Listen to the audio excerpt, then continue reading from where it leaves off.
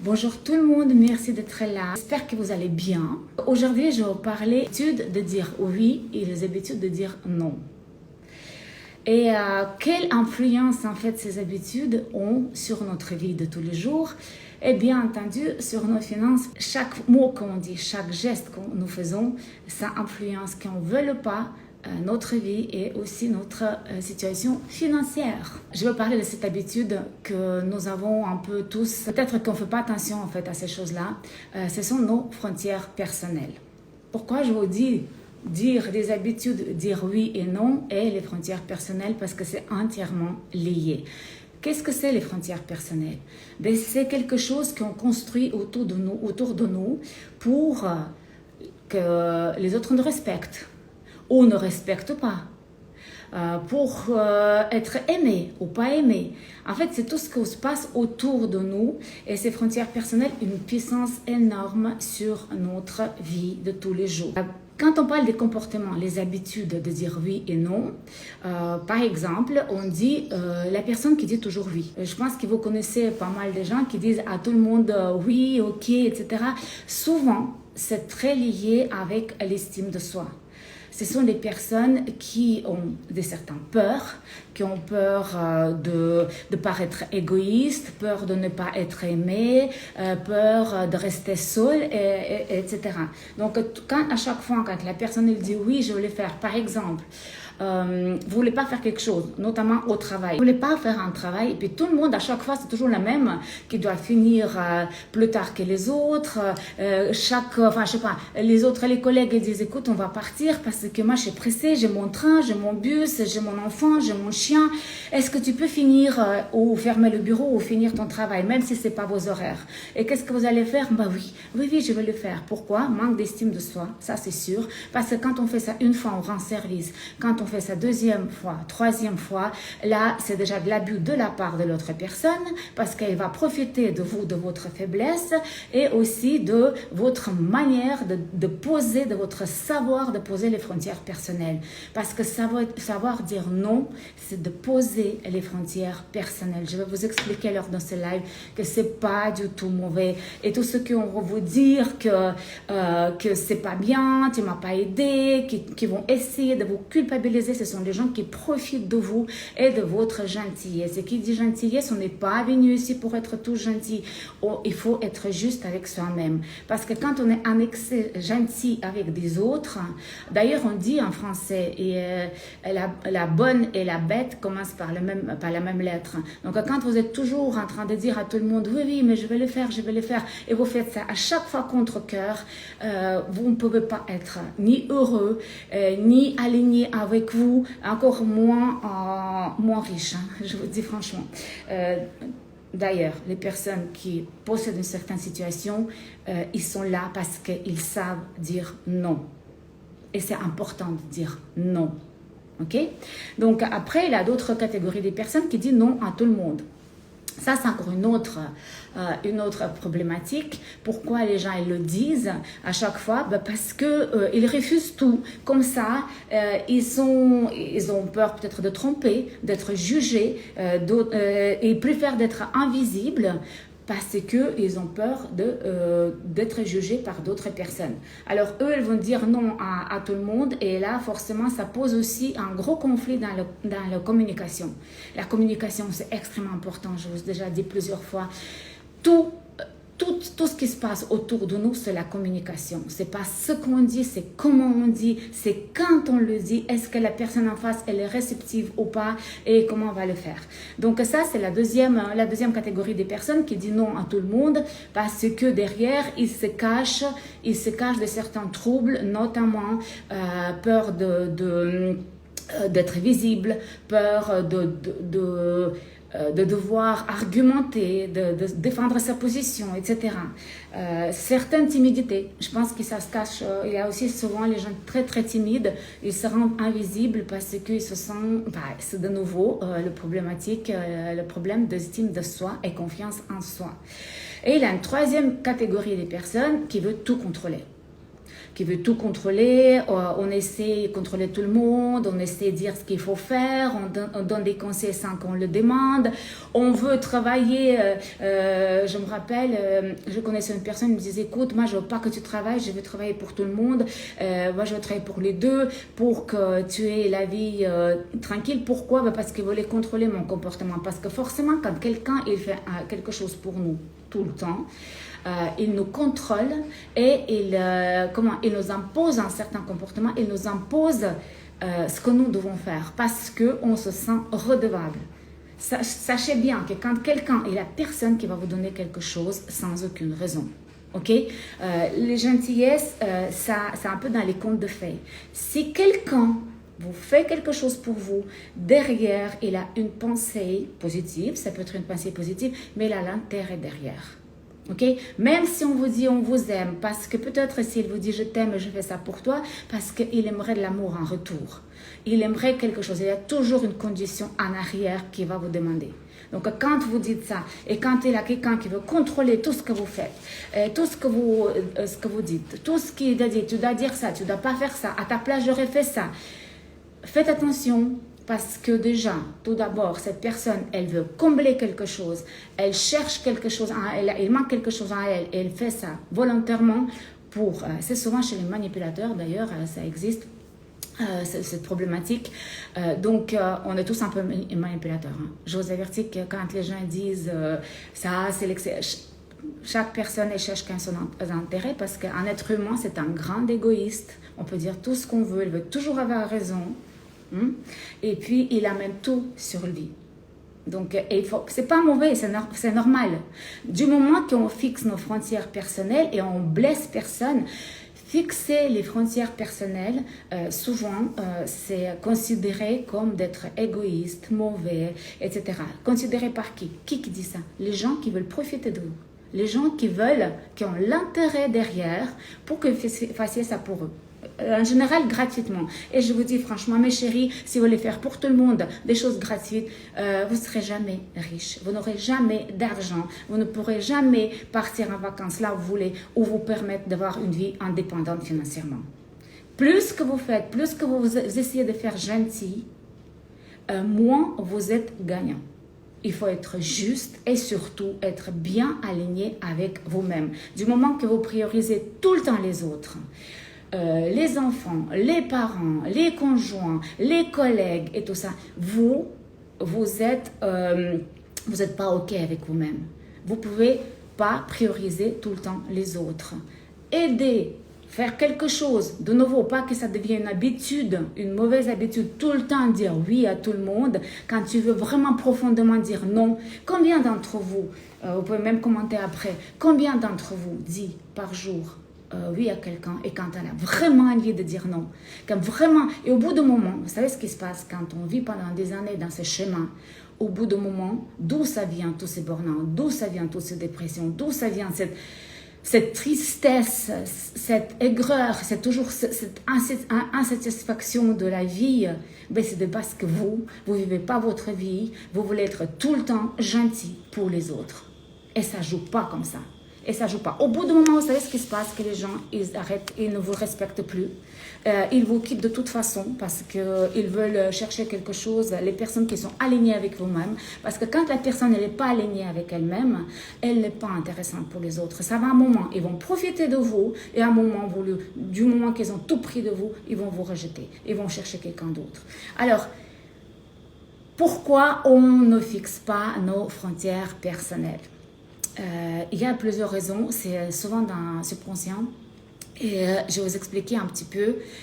Certainement, vous allez vous reconnaître. Moi, je me suis reconnue dans beaucoup de cas. Aujourd'hui, c'est plus le cas, mais j'ai fait un gros travail sur moi et je vais vous expliquer un peu pourquoi on ne le fait pas. Tout simplement, quand on change, on fait peur à nos proches. Pourquoi? Parce que chaque personne qui se transforme, elle devient inconnue. Involontairement, elle devient inconnue pour notamment ses proches. Ça peut être ses collègues, ça peut être sa famille, ça peut être son conjoint et les enfants. Par exemple, quand une maman, elle dit, écoutez, les enfants, surtout les adolescents parce qu'ils sont extrêmement envahissants. les ados. Tous ceux qui ont eu des ados, et ça continue, hein, ça dure longtemps, hein, parce que tout d'un coup, ils reviennent à la maison, etc. On croit, parce qu'avec les petits-enfants, souvent, on peut poser les frontières. Mais avec les adolescents, c'est compliqué. Déjà qu'ils vont nous pousser jusqu'au bout, à savoir jusqu'où ils peuvent aller. C'est très compliqué parce qu'on veut rester quand même amis avec eux. On veut quand même surveiller la situation parce que parfois, avec les adolescents, ça peut être compliqué. On aimerait quand même savoir, il y a quand même des comportements qui peuvent devenir dangereux chez les adolescents parce que bien entendu, ils testent la vie, ils testent tout le monde et puis ils vont aller trop loin dans leur délire, entre guillemets. Nous, les parents, on a aussi quand même l'obligation de les cadrer, ces enfants. Okay? Et les adolescents, comme tout d'un coup, on a eu l'habitude qu'à l'enfant petit, gentil, il faisait tout ce qu'on lui disait de faire, il obéissait, sauf certains enfants un petit peu plus turbulents.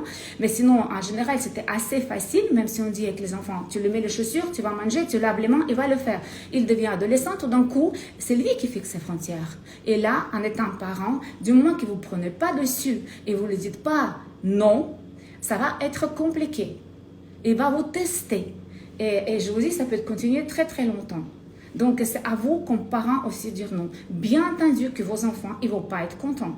Bien entendu que votre conjoint ne va pas être content si tout d'un coup vous dites non, j'ai pas envie de faire ça aujourd'hui avec toi et ça m'inspire pas, j'ai envie de faire autre chose parce que ça me plaît. J'en ai marre de faire tout le temps, vous continuez tout le temps dans le même schéma, dire tout le temps la même chose. Au bout d'un moment, vous venez malheureux et je vous dis, vous allez de toute façon vous faire larguer. À un moment ou l'autre, vous allez faire larguer. Quand moi, je vois mes clientes qui arrivent à 45, à 50 ans et puis elles ne comprennent pas. Elles ne comprennent pas que mon mari m'a largué, etc. Mais parce que mes chéris, vous êtes oubliés. Vous êtes complètement oubliés. Vous n'avez jamais dit non. Et les gens, ils étaient tellement tous contents de votre comportement parce que vous êtes la boniche de tout le monde. En général, c'est d'ailleurs dans les couples où messieurs, ils cherchent maman. Ils ne cherchent pas la femme, ils ne cherchent pas la complice, ils ne cherchent pas... une amie, la meilleure amie qui va faire les choses avec lui et que chacun il puisse s'épanouir, se prononcer et dire non ou oui quand il a envie. Et quand il n'a pas envie, on discute, on argumente et puis on trouve des solutions. D'accord? Ça, c'est aussi les frontières personnelles. Donc, quand tout d'un coup, vous commencez à changer, ça commence à déplaire à votre entourage. Pourquoi? Je vous explique. Tout d'abord, comme je vous ai dit, chaque transformation, chaque changement fait peur aux gens. Pourquoi les gens ils ne changent pas? Parce qu'ils ont peur. Parce qu'il y a une peur irrationnelle du futur, de quelque chose, on s'invente plein de sujets. En général, on ne pense pas que ça va être magnifique.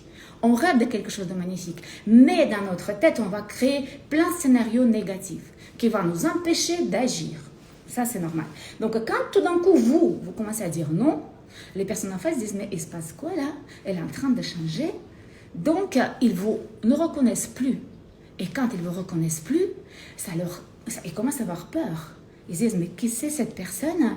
Et tout d'un coup, ils se sentent perturbés par rapport à votre comportement, par rapport à votre nouvelle personne. Donc, vous, nouveau.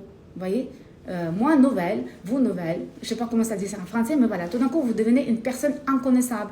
Quelqu'un qui ne connaissait pas jusqu'à présent. Et peut-être les facettes que vous commencez à développer ou montrer aux gens, ils ne les connaissaient pas avant et puis ils sont surpris.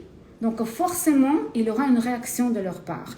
Une fois de plus, ne surveillez pas la réaction des autres, c'est pas à vous de le régler. Vous, si vous avez décidé de faire quelque chose dans votre vie, c'est pas à vous de régler les problèmes des autres. Si les autres, ils ont peur, si tout d'un coup vous les intriguez ou ils se sentent perdus, c'est à eux de régler ces problèmes, c'est pas à vous. C'est pour ça que vous n'agissez pas. C'est pour ça énormément de personnes ne prennent pas de décisions importantes. Parce qu'ils ont peur de blesser les autres. Ça suffit. Ça suffit. C'est pas parce que vous mettez pas la première place et vous priorisez pas que vous n'aimez pas les autres. C'est faux. C'est faux. Vraiment. Donc, la deuxième question qui va se poser, bien entendu, quand vous venez à l'inconnu pour eux, forcément, ils se disent, il y a les peurs, on va le perdre, je vais devoir faire des choses que je n'ai jamais fait jusqu'à présent, parce que c'est elle ou lui qui faisait tout le temps la même chose. Moi, j'ai pensé que je pouvais compter sur lui ou bien sur elle. Vous avez entendu cette phrase? Combien d'entre vous disent ça? Moi, j'ai pensé que je pouvais compter sur toi. Et puis toi, tu m'as trompé, tu m'as dit ça, tu m'as déçu. Combien de personnes ont reçu ça, ces phrases manipulatrices d'ailleurs. Quand vous dites à quelqu'un, tu m'as déçu, ok, parce qu'il a un accord, mais quand tout d'un coup, il ne veut plus faire tout le temps, mentir et faire quelque chose contre son gré pour vous faire plaisir, c'est très égoïste de dire ça aussi. Donc, ça vient de deux sens. C'est tout d'un coup, la personne, elle ne veut plus de vous, parce qu'elle est frustrée, et puis comme je vous dis, c'est pas à vous de régler son problème. Et en fait, il y a encore une raison incroyable que j'ai découvert hier dans un livre, et c'est pour ça aussi que je voulais partager avec vous, c'est que quand vous changez, les gens, ils se rendent compte que c'est possible. qu'en général, on est entouré des gens semblables avec qui on partage de certaines activités, de certains plaisirs, de certains, je sais pas, hobbies, etc. Et tout d'un coup, lui, peut-être les personnes qui vous entourent, il aimerait bien aussi changer ses habitudes. Mais ils n'ont pas de force, ils ont peut-être les mêmes problématiques que vous autour d'eux. Chaque personne a son entourage, chaque personne a son monde à lui. Et puis, il n'ose pas changer. Et tout d'un coup, il voit, mais purée, Valentina, elle est en train de faire ça. Et puis, elle réussit. Elle a lancé son business en ligne à 47 ans. J'observe à 54 ans, 55 ans, j'observe et tout d'un coup je me dis mais attends, au début j'observais, je voulais voir comment ça se passe, c'est sûr qu'il va se casser la figure parce qu'il y a déjà trop de gens qui le font, parce que en quoi est-ce qu'il est légitime, parce que si, parce que ça, parce qu'il ne connaît rien dans le digital, c'est toute notre pensée, moi je vous décris la pensée. Et puis combien de personnes je sais, les proches qui vont observer, ils vont dire comment ça va se passer sans réagir. Et tout d'un coup, bam, ils voient que vous changez, que vous réussissez et que ça fonctionne. Et là, il y a un gros questionnement qui arrive. Et les gens ils se posent des questions. Mais attends, de un, elle a réussi, donc je pourrais le faire aussi. Mais les gens en face, ils ne se sentent pas capables, peut-être le faire pour l'instant. Et puis et c'est là ça devient problématique. Tout d'un coup, vous devenez quelqu'un de gênant pour ces gens-là. Et ce n'est pas parce qu'ils ne vous aiment pas, parce qu'il faut savoir, comme je vous ai dit tout à l'heure, chaque personne veut toujours avoir raison, elle veut être toujours meilleure, même si elle ne le dit pas. Au fond, c'est vrai, elle se ramène tout à elle-même. Si on veut voir tous nos amis, à chaque fois, puis tu as pensé à moi, qu'est-ce que je vais devenir dans cette situation? Est-ce que tu as pensé à moi? Tu as pris cette décision. Et nous, qu'est-ce qu'on va devenir maintenant? Combien d'entre vous disent ça? Combien d'entre vous, vos parents, ils vous disent ça? Est-ce que vous avez déjà entendu ça de vos parents, de vos conjoints, de vos amis? Quand tout d'un coup, Valentina, elle est grande fêtarde et puis elle est toujours là dans toutes les soirées, elle fait la fête à fond et puis tout le monde a l'habitude de faire ça et puis on l'invite parce qu'on sait qu'on va s'amuser et puis elle va mettre l'ambiance et tout d'un coup, elle n'est plus là et ça gêne. Parfois, les personnes sont perdues, mais comment ça se passe que tout d'un coup, elle a changé, elle a réussi, et puis en plus de ça, elle fait un nouveau business. Ça, j'avais l'exemple sur moi parce que c'est plus facile, je ne veux pas parler de mes clients en général, c'est confidentiel, je ne parle pas beaucoup de mes clients. Parfois, j'utilise des exemples tout simplement parce que moi-même, je n'aime pas quand on parle, quand mes mentors et mes coachs, honnêtement, quand ils racontent ce qui se passe dans nos coachings sur les réseaux. Donc, c'est pour ça que je fais très attention à mes coachés. J'ai beaucoup de respect pour ça. Et voilà. Donc, et vous, tout d'un coup, vous commencez à changer. Les gens ils disent, mais mon Dieu, elle peut, moi aussi, je ne sais pas comment faire. Et puis, qu'est-ce qu'ils font? Ils vont peut-être s'éloigner. Il y en a ceux qui vont se dire, mais écoute, est-ce que tu peux m'expliquer comment tu fais? Et il y a d'autres qui vont s'éloigner. Donc dire non, c'est pas grave, c'est votre nouvelle frontière personnelle, c'est votre nouveau entourage et je vous assure que vous n'allez rien perdre, vous allez trouver de nouvelles personnes qui vont vous correspondre, qui vont beaucoup mieux vous correspondre, avec qui vous pouvez développer et aller encore plus loin et plus haut dans votre vie. N'ayez jamais peur de perdre quelque chose que vous possédez. C'est que des croyances limitantes, c'est que des croyances qu'on pense que c'est voilà, c'est la vie dans le futur, elle peut être que meilleure si vous changez quelque chose. Oui, bien sûr que vous allez avoir les difficultés. Il ne faut pas croire que voilà, maintenant je vais commencer quelque chose de zéro et puis ça va tout de suite. Non, non, non, il faut passer par, il faut avoir les échecs parce que ce sont des expériences pour pouvoir se dire, ok, là j'ai peut-être fait quelque chose qui n'est pas juste, je vais faire ça différemment la prochaine fois. Donc pour revenir à nos frontières personnelles, Alors, quand vous changez, entre guillemets, vous détruisez la personne que les autres connaissent. Tout d'un coup, quand vous êtes plus la fêtarde, même si j'adore toujours faire la fête, et j'ai la peine à m'arrêter, ça c'est sûr, mais je le fais moins parce que j'ai d'autres priorités. Et tout d'un coup, vous détruisez cette personne que tout le monde connaissait, cette personne que les gens aimaient, cette personne pour laquelle ils voulaient être avec vous. Tout d'un coup, vous n'êtes plus elle. Et qu'est-ce qui se passe? Les gens ils se sentent perdus. Parfois, ils vont peut-être être fâchés parce qu'ils vont se dire, mais vous allez leur manquer tel que vous étiez avant, et puis tel que vous êtes devenu aujourd'hui, ils ne veulent pas vous suivre. Mais ce n'est pas grave, mes chéris, c'est comme ça. Donc, vous avez vécu un moment voulu avec ces personnes entourées par ces gens, la personne, pendant quelque temps. Certainement, c'était bénéfique pour vous. Il avait toujours, comme je vous ai dit dans le PNL, on dit une pensée positive, une intention positive pour quand on fait quelque chose. Il y a toujours une intention positive. Donc, pour vous, c'était important cette période-là. Et si les personnes ne vous suivent plus, donc c'est pas grave. Vous savez, on divorce, on change, on change de pays. Moi, je l'ai vu, bien entendu, les moments compliqués, mais on fait ça pour nous. Parce que ce qui est finalement le plus important, c'est de prioriser. Donc, où sont les solutions? D'ailleurs, juste pour finir ça, ce sont les plus proches de nous qui vont être les plus révoltés. C'est la famille, c'est les parents, c'est les conjoints, et vous voyez, c'est les enfants. Si tout d'un coup vous dites à vos enfants, vous êtes maman et puis vous avez décidé de prendre un peu de temps pour vous parce que vous êtes toujours là pour les autres, et vous dites maintenant, à partir d'aujourd'hui, je veux prendre tous les soirs 15 minutes pour aller méditer et vous ne me dérangez pas. Vous ne rentrez pas dans cette chambre. Commencez par là. Méditer ou bien faire une promenade, je ne sais pas. Je prends ce temps, ça peut être 15 minutes, 30 minutes, ça dépend de vos disponibilités. Là, c'est un temps pour moi. Un point, c'est tout. Et quand vous dites ça, il n'y a pas besoin de crier. Surtout pas crier. Surtout pas. On ne crie pas dans les communications, d'accord? Ça, c'est encore un sujet parce que je vois ça tous les jours. On ne crie pas. Quand on est sûr de ce qu'on dit, on n'a pas besoin de crier pour se faire entendre.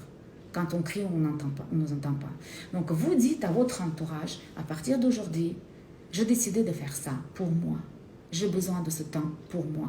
Le soir, 2 fois par semaine, 1 fois par semaine, j'ai envie d'aller danser ou marcher ou d'aller au fitness. Et ma foi, vous allez manger sans moi, c'est pas grave.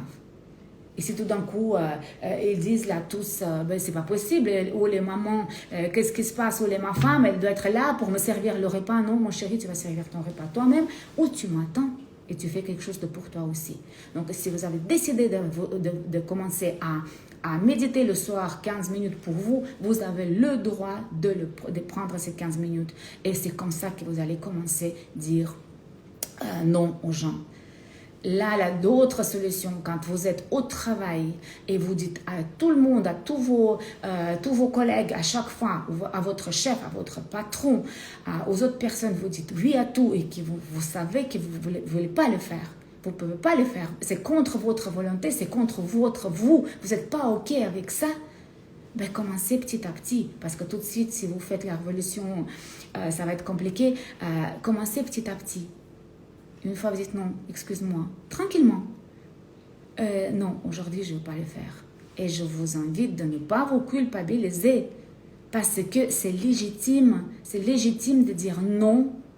Parce que à chaque fois, quand vous allez dire oui à la place de non, vous allez prendre confiance en vous et l'estime de soi de vous va commencer à augmenter. Et quand on n'a pas d'estime de soi, vous savez ce qui se passe? Quand on a une mauvaise estime de soi, vous ne pouvez pas avoir de l'argent. Parce que vous n'allez jamais vous faire engager dans un endroit où vous gagnez de l'argent. Parce qu'en attendant que vous faites le travail pour les autres, vous n'êtes pas payé pour les autres. Vous voyez? C'est les autres qui se font payer. Qu'est-ce qui se passe? Je vais aller plus loin dans ça. C'est que c'est les autres qui s'enrichissent. Et vous, vous appauvrissez. À chaque fois, quand vous faites le travail des autres gratuitement, vous croyez vous rendez service. Et pour quelle raison vous devez rendre service à quelqu'un? Vous utilisez vos compétences, vous utilisez votre temps qui coûte énormément d'argent. Vous aurez pu faire autre chose pendant ce temps. Et quand les gens me disent, mais je ne comprends pas, pourquoi est-ce que eux, ils gagnent plus que moi? Ben, c'est normal, puisque vous faites le travail des autres et puis vous n'êtes pas rémunéré. C'est normal. Et il faut juste analyser un peu pour quelles raisons vous faites ça pour les autres. Vous priorisez les autres. Donc, en premier plan, on se met nous. Du moment que vous n'êtes pas... Et vous savez quoi? C'est pas parce que vous dites non aux autres, c'est que vous les aimez pas. C'est pas parce que vous dites non, c'est que vous abusez. Enfin, comment je peux dire ça? Vous dites non aux besoins des autres, que vous ne les aimez pas, vous ne les respectez pas. C'est juste parce que vous les traitez mal. C'est quand vous dites non aux autres, vous commencez à vous traiter bien. C'est ça la différence, voyez? Retournez cette croyance limitante qui dit si je ne le fais pas, les gens ne vont pas m'aimer, c'est parce que je fais quelque chose pas juste, etc. Non, retournez cette croyance limitante, dites mais je fais du bien pour moi et c'est important. Vous êtes quelqu'un de très important, vous êtes la personne la plus importante dans cette vie. C'est pas parce que vous donnez de l'importance que vous n'aimez pas les autres et ne respectez pas les autres. Donc ça, c'est aussi la frontière personnelle. C'est votre vie. Aimez-vous. Si vous n'aimez pas et vous ne connaissez pas, les autres ne vont pas vous aimer et ne vont pas vous respecter. Mais jamais, jamais, jamais. N'ayez pas après, ne venez pas vers moi avec les questions, mais je ne comprends pas. Mais pourquoi ma femme, mon mari, mes enfants, ils m'ont dit ci et ça, mon mari m'a quitté, il a pris quelqu'un qui est très différent de moi. Mais pourquoi il a fait ça? Mais parce que peut-être elle a trouvé ce qu'elle a cherché pendant longtemps. Jusque vous êtes tout le temps en train d'inventer les scénarios, de sauver le monde et de jouer le sauveur. Non, c'est pas comme ça que ça se passe. Donc, analysez vos peurs aussi. De quoi avez-vous peur de dire non? Ça, c'est un truc extrêmement important. Quand on dit non, on ne dit pas non à quelqu'un, on dit oui à la place de dire non. Souvent, c'est lié. Honte, peur. De quoi avez-vous peur? De quoi avez-vous peur? Qu'on ne va pas vous aimer? C'est quoi ce manque d'amour? Pourquoi vous pensez que si vous dites non, on ne va pas vous aimer? Donc peut-être il faut un petit peu analyser votre entourage. Parce que si vous restez avec la personne qui vous dénigre, parce qu'à chacun quand vous dites non, oui à quelqu'un et puis vous avez envie de dire oui, pour lui faire plaisir, vous vous dénigrez. Donc la personne qui est en face, elle vous dénigre indirectement. Donc quelle peur? Merci beaucoup pour vos commentaires. Quelle peur? Pourquoi est-ce que vous faites ça? De quoi vous avez peur? D'être quitté par quelqu'un qui ne vous respecte pas, qui vous dénigre? Combien de femmes entre vous subissent ça tous les jours? Combien? Moi, j'en connais plein. Moi, j'en ai vécu ça comme ça aussi. Quand les gens me disent, quand le gars me disait, mais tu sais, tu m'as tellement déçu parce que tu n'es pas venu bosser avec une température de 40. Tu m'as tellement déçu parce que tu as fait quelque chose que moi je ne pensais pas. Je ne pensais pas que tu peux le faire. Ben oui, merde, je peux le faire, effectivement, oui. Aujourd'hui, je peux tout le faire et c'est pas pour autant que les gens me respectent moi. C'est pas pour autant que les gens m'aiment pas. Au contraire, parce que nous, on montre aux autres, on démontre aux autres que c'est possible. Quand on commence à s'aimer nous-mêmes, je vous assure, tout se place. Hein. Vraiment, moi j'ai eu des peurs incroyables aussi vécues. Parce que là, tout à l'heure, ce matin, j'écrivais un peu, je décrivais un petit peu ma dépression de l'époque suite à plein d'événements, parce qu'on peut dire que c'est la séparation qui nous met dans le burn-out et la dépression, mais en fait, on vit des années dans les chemins comme ça. Quand on ne sait pas dire non, quand on n'est pas OK avec nos valeurs, quand on n'est pas OK avec nos besoins, voyez, c'est ça. Au bout d'un moment, on devient malade. Ça ne vient pas comme ça. Ce n'est pas la faute du patron quand les gens font le burn-out. Vous savez de qui c'est la faute? C'est la vôtre. Excusez-moi de vous le dire, c'est la vôtre. Tout simplement parce que vous n'osez pas dire non. Parce que vous avez des peurs que vous ne soignez pas. Parce que vous avez la honte peut-être qui existe. Parce que vous avez manque d'estime en soi. Et puis ce que vous faites, vous bossez pour les autres ou bien pour le patron en ayant sous-payé. C'est pour ça que vous n'avez pas de l'argent. Ce n'est pas difficile de dire non. Il faut apprendre à dire non. On apprend à dire non. Il faut commencer petit à petit. Commencez avec des petites choses de dire non. C'est vraiment, c'est un exercice très, très intéressant. À chaque fois quand vous avez envie de vraiment dire non, commencez petit à petit. Choisissez peut-être le moment pour ne pas tout de suite rentrer dans le conflit. Ce n'est pas difficile de dire non, ça s'apprend. D'ailleurs, tiens, je vais vous proposer de faire quelque chose. Essayez cette semaine qui vient, dire le maximum de fois, dire non quand vous avez envie de le dire. Mais vraiment, c'est un exercice, le maximum. Et vous étudiez. Comment c'est passé? Même si c'est quelqu'un qui se sent froissé en face de vous. Parce que finalement, quand vous dites non, vous ne pensez pas à vous. Hein? Oui, pardon. Vous ne pensez pas à vous, vous pensez à l'autre personne. Qu'est-ce qu'il va penser de moi? Mais quelles conséquences je vais subir après? Qu'est-ce qui va se produire, etc. C'est vos peurs. Vous voyez ce que je veux dire? C'est vraiment ça. C'est pas votre patron qui... Ok, il vous demande de faire des trucs improbables parce qu'il sait déjà que vous allez le faire. C'est pas votre mari. C'est pas votre mari. Quand la police m'arrête, je le dirai non. Ça dépend. Si vous faites quelque chose qui est interdit, vous voyez ce que je veux dire? Si vous faites quelque chose qui est interdit, c'est le respect, c'est encore un autre sujet. La police, c'est pas ça. Ce que vous dites, moi je parle de vous, de votre entourage. Quand vous dites, comme je dis, quand vous dites à chaque fois oui à vos collègues, oui, je vais rester plus tard, je vais travailler pour vous. Pourquoi vous faites ça?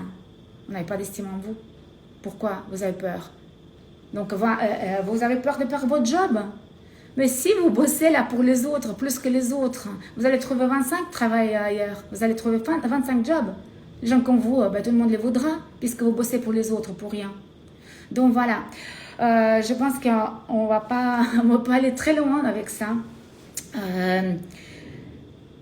J'ai envie de vous dire, la culpabilité, la honte, la peur, tout ça, c'est des gros freins. C'est des gros freins qui nous empêchent à vivre. Poser les frontières personnelles, une fois de plus, de se respecter soi-même. C'est de ne pas respecter les autres, c'est de se respecter soi-même.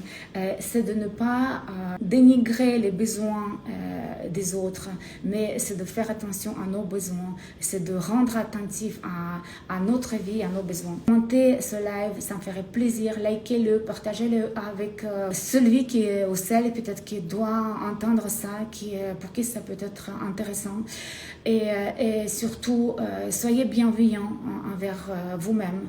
Aimez-vous, parce que si vous ne aimez pas les autres et vous ne vous aimez pas, vous n'êtes plus la petite fille ou le petit garçon de votre maman, de votre papa. Vous êtes la petite fille ou le petit garçon de vous-même. Vous vous portez dans votre cœur, portez-vous dans votre cœur, aimez-vous.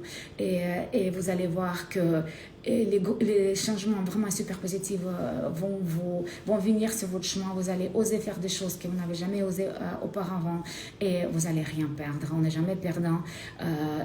L'avenir en général, il est toujours merveilleux du moment qu'on est aligné avec nous-mêmes.